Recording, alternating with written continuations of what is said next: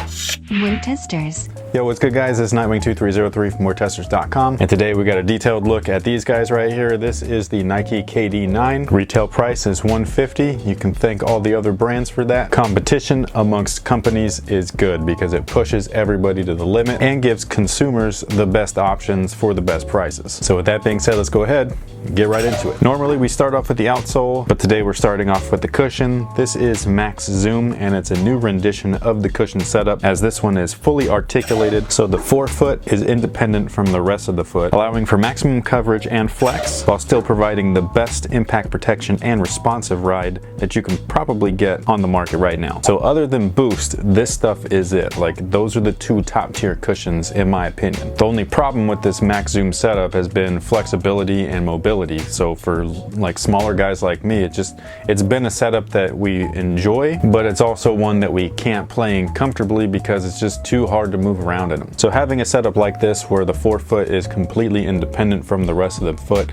I think that it's amazing. You can actually feel this stuff underfoot as well, just from trying them on. Like, it's not restricted in any way. It just feels awesome. And the midsole right here is super thin, nothing like the LeBron 10. So you're getting the most out of the air that it can give you, which is great in my opinion. Now moving to the outsole, we have basically what looks like a honeycomb shaped traction pattern. I have no idea how this is going to play. Just from looking at it, you'd assume that it would be trash, but most of the time when I assume that traction is going to be trash, it ends up being really surprising. So who knows, we're just gonna have to keep our fingers crossed. Going back to the cushion though, that's gonna play into the coverage of the traction, because that forefoot is separate than the rest of the foot. You're gonna get more flex out of these guys, and the more flex that you have, the more ground contact or coverage the rubber has with the floor. So the more flexibility, the better for the player, equals better traction.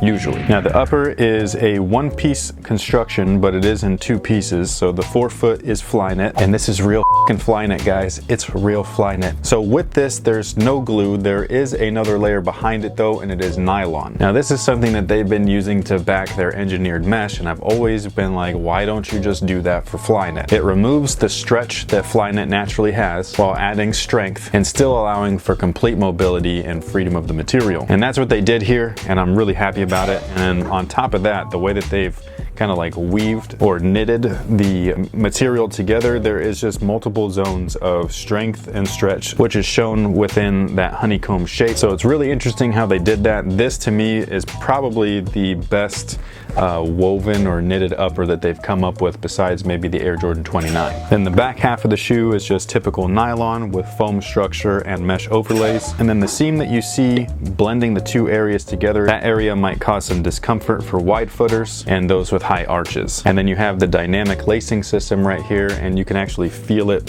wrapping around your foot when you try the shoe on. I think it's awesome. So as far as sizing is concerned, immediately I went down half a size, because just looking at the shoe, like I've been doing this for a long time, and I just know that this is going to be a problem, especially in the heel and possibly in the forefoot, since it's a one-piece, kind of sock. So going down half a size, it was really hard to get my foot in there because this collar doesn't stretch at all. But once my foot was in there, it felt 100% contained. So I would recommend going down half a size, but I would also recommend trying them on in store. This is one of those shoes that you don't want to really play around with the sizing. You want to make sure that you get the appropriate size for you. So that pretty much takes care of it. Hopefully you guys enjoyed this quick detailed look. Make sure to stay tuned for an upcoming performance review. I'll get that out as soon as possible. Just give me some time. So thanks again. Let me know your thoughts on these guys right here down below in the comment section, and stay tuned for more. So until next time guys, have a good one.